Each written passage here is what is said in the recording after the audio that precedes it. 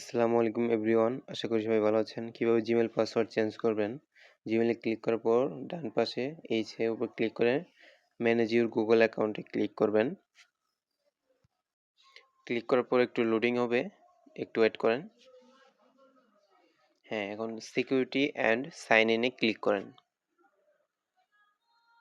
তারপর দেখাচ্ছে ওই যে নিচে দেখেন, স্ক্রল করলে পাসওয়ার্ড একটা দেখতে পারবেন, লাস্ট চেঞ্জ। হ্যাঁ,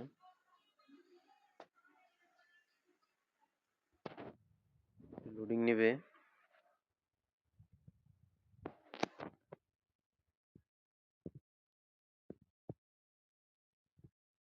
ফোনের স্ক্রিন লকটি দিয়ে দিন।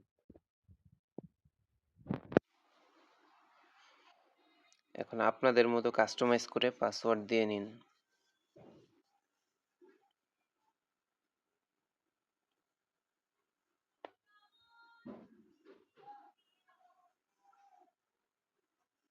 এখন চেঞ্জ পাসওয়ার্ডে ক্লিক করেন। হ্যাঁ, এখন সম্পূর্ণভাবে কিন্তু আপনার জিমেইলের পাসওয়ার্ডটি সাকসেসফুলি চেঞ্জ হয়ে গিয়েছে। এখন গেট স্টার্টে ক্লিক করেন। এখন এই যে দেখাচ্ছে আপনার এই দুইটা ডিভাইসে ইনঅ্যাক্টিভ হয়ে গেছে মেল, ঠিক আছে?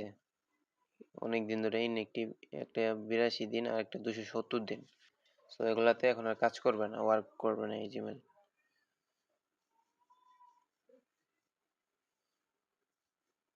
ফোন স্ক্রিন লকটি দিয়ে দিলে আপনি এখানে দেখতে পারবেন আপনার ফোনে, মানে এই জিমেইলে কয়টা ফোনে লগ ইন আছে এই জিমেলটা। এখান থেকে আপনি চাইলে সাইন আউট করতে পারবেন, তখন এই জিমেল আর এই ফোনে থাকবে না, নট ওয়ার্কিং হবে। ওকে, একটু খেয়াল করলে দেখতে পাবেন এই ডিভাইসে এই জিমেল দিয়া 4টা আছে ওয়েবসাইট, দেখতে পাচ্ছেন, WhatsApp, TikTok, Android device already. এখানে আপনারা চাইলে একটা একটা করে সাইন আউট করতে পারবেন, একটা ফোনেই রাখতে পারবেন জিমেল, সমস্যা নাই, ওটা আপনাদের ব্যক্তিগত ইচ্ছা। সেটা হচ্ছে আপনারা আরেকটা জিনিস করতে পারেন, সেটা হচ্ছে ব্যাক যায়া গুগল প্রম্পট নামে একটা জিনিস আছে, সেটা আমি দেখাচ্ছি, একটু ওয়েট করেন। সেখানে আপনারা অ্যাকচুয়ালি ডিভাইসগুলো দেখতে পারবেন, কি কি মডেল একদম ক্লিয়ারলি দেখা যাবে, সিরিয়াল বাই সিরিয়াল।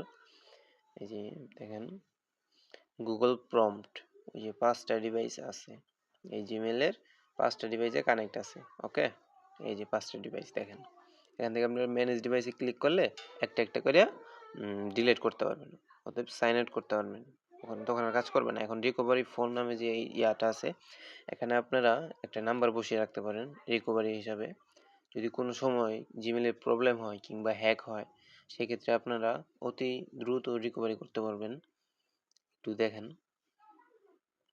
এই যে অ্যাড রিকভারিতে ক্লিক করলে কান্ট্রি কোডে আপনারা দিতে পারেন, যে কোনো একটা কান্ট্রি কোড দিতে পারেন, মানে যেই নাম্বারটা দিবেন যেই কান্ট্রির, বাংলাদেশ হলে বাংলাদেশ সিলেক্ট করে দিবেন, এখানে আপনার নাম্বারটি বসিয়ে দিবেন,